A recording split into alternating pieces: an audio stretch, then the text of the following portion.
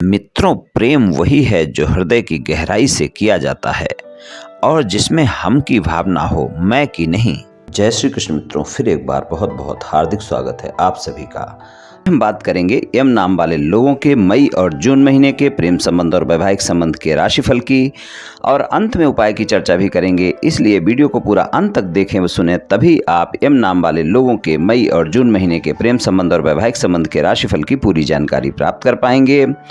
मित्रों, सबसे पहले हम जानेंगे कि यम नाम वाले लोग कैसे होते हैं, और उसके बाद हम जानेंगे यम नाम वाले लोगों के मई और जून महीने के प्रेम संबंध और वैवाहिक संबंध के राशिफल की।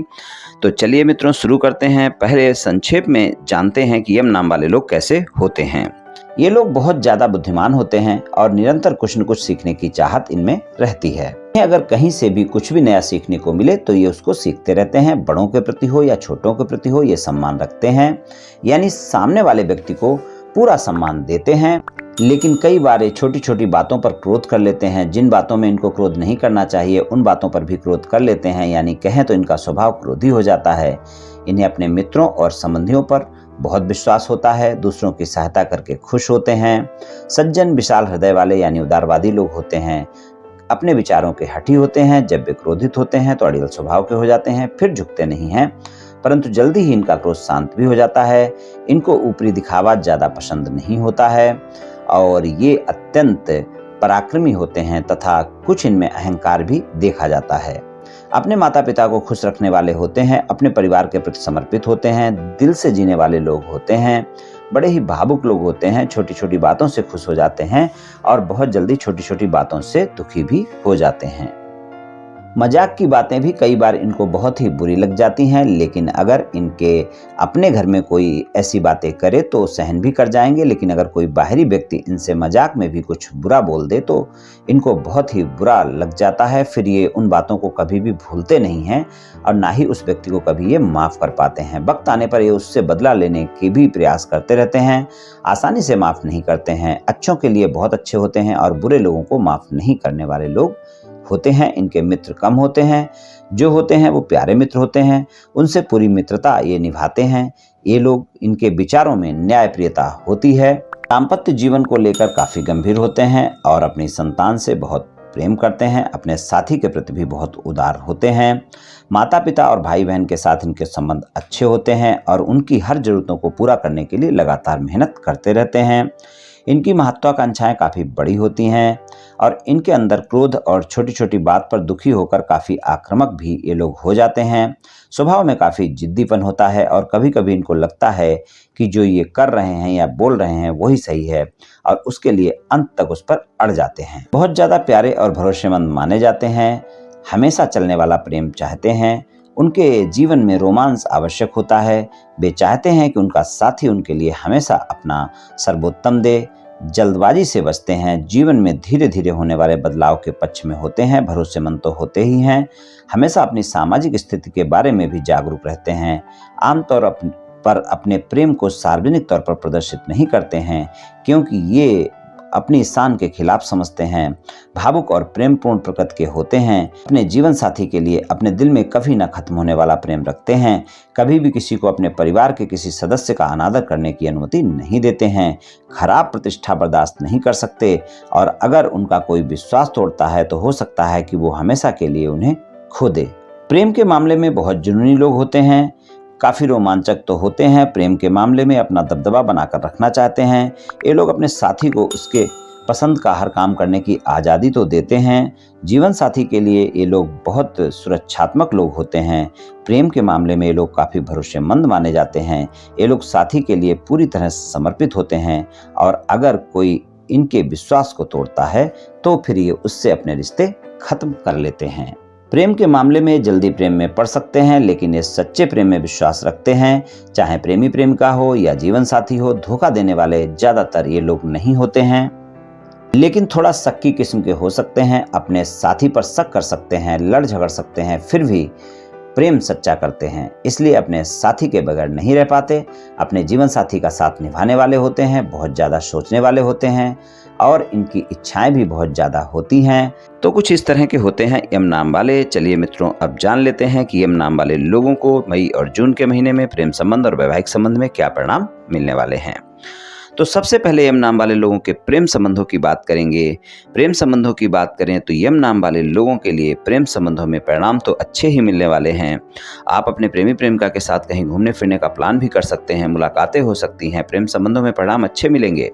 लेकिन आप ध्यान रखें कि गलतफहमियां आपका पीछा नहीं छोड़ेंगी, गलतफहमियों के शिकार ना हो, इस बात का ध्यान रखें, ये मेरी सलाह है आपको। और अगर आपने गलतफहमियों का ध्यान दिया तो फिर ये वाद विवाद का कारण भी बन सकती हैं। इसलिए प्रेम संबंधों में यम नाम वाले लोगों को ये बात ध्यान रखकर चलने की आवश्यकता है। हालांकि प्रेम संबंधों में मजबूती आएगी, भरोसा बढ़ेगा और प्रेम संबंधों में विस्तार होगा, यानी आपके प्रेम संबंध बढ़ेंगे।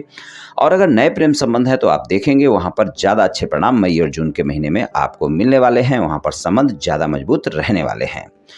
तो कुछ इस तरह के परिणाम देखने को मिलेंगे। और अगर आप सिंगल हैं, किसी साथी की तलाश में हैं, किसी से मित्रता करना चाहते हैं या फिर मित्रवत संबंधों को प्रेम संबंधों में बदलना चाहते हैं, तो उसके लिए मई का महीना ज़्यादा बेहतर है। जहां पर आप प्रस्ताव दें, आपका प्रस्ताव स्वीकार किया जा सकता है और आपके साथी की तलाश पूरी हो सकती है। यानी आपकी कोई मित्रता करना चाहते हैं तो मित्रता हो सकती है, या फिर मित्रवत संबंधों को प्रेम संबंधों में बदलना चाहते हैं तो वहां पर भी आप सफल हो सकते हैं, यानी आपका प्रस्ताव स्वीकार किया जा सकता है।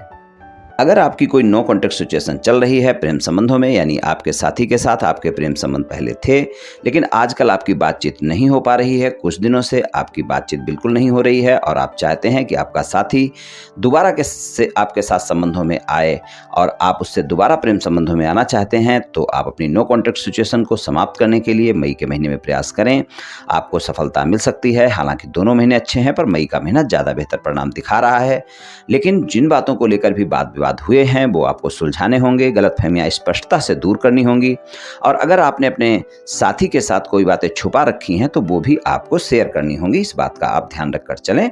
और अगर आपने कोई गलती की है तो सॉरी बोलने में भी कुछ नहीं जाता है। लेकिन मई का महीना ऐसा है जो आपने नो कॉन्टेक्ट सिचुएशन को कॉन्टेक्ट सिचुएशन में बदलने के लिए सही समय है। आप प्रयास कर सकते हैं, आपको सफलता मिल सकती है।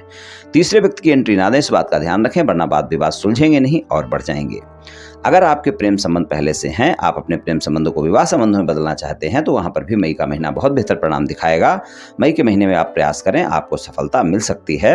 और मई के महीने में आप अपने साथी को भी मना सकते हैं, घर परिवार को भी मना सकते हैं। वहां पर आपके प्रयास रंग लाएंगे और आप अपने प्रेम संबंधों को विवाह संबंधों में बदलने के लिए एक कदम आगे बढ़ सकते हैं। और अगर मान लीजिए आपके साथी के नाम का प्रथम अक्षर अंग्रेजी के एम लेटर से शुरू होता है, अंग्रेजी के टी लेटर से शुरू होता है, अंग्रेजी के एफ लेटर से शुरू होता है, या फिर ये सी और एल यानी ए लेटर से शुरू होता है या सी लेटर से शुरू होता है या एल लेटर से शुरू होता है, तो आप देखेंगे कि प्रेम संबंधों में और भी बेहतर परिणाम आपको मिलने वाले हैं मई और जून के महीने में। तो प्रेम संबंधों में कुछ इस तरह के परिणाम मिल सकते हैं। वैवाहिक संबंधों की बात कर लेते हैं। वैवाहिक संबंधों की बात करें तो वैवाहिक संबंधों में भी अच्छा समय है यम नाम वाले लोगों के लिए।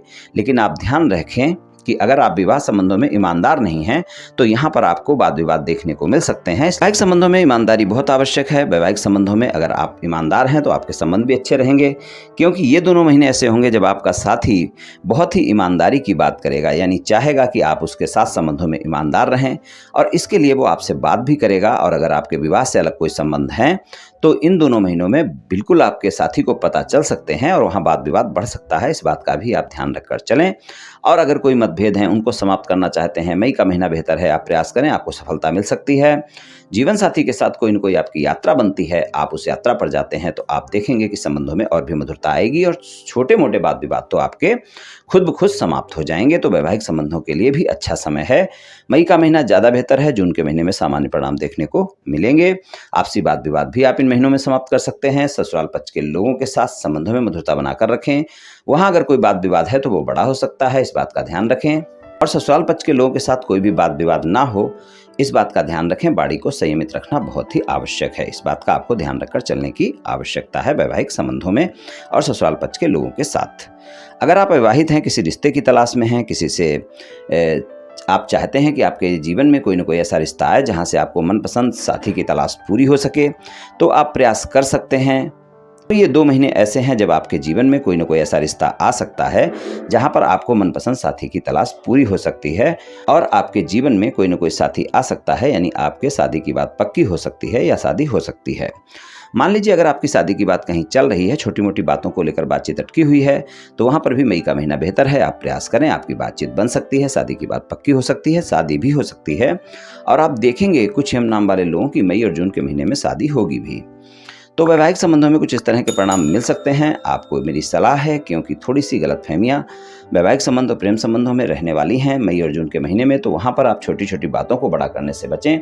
गलतफहमियों को बिल्कुल ना बढ़ने दें। अगर कोई भी बात होती है तो स्पष्टता से उसको हल करें, सुलझाएं। और कोई बातें अगर आपने अपने साथी से छुपा रखी हैं तो शेयर करें। वहां पर कोई भी बात विवाद ना होने दें, इस बात का विशेष ध्यान रखकर आप चलें। संबंध और वैवाहिक संबंध में एम नाम वाले लोगों को कुछ इस तरह के परिणाम मिल सकते हैं।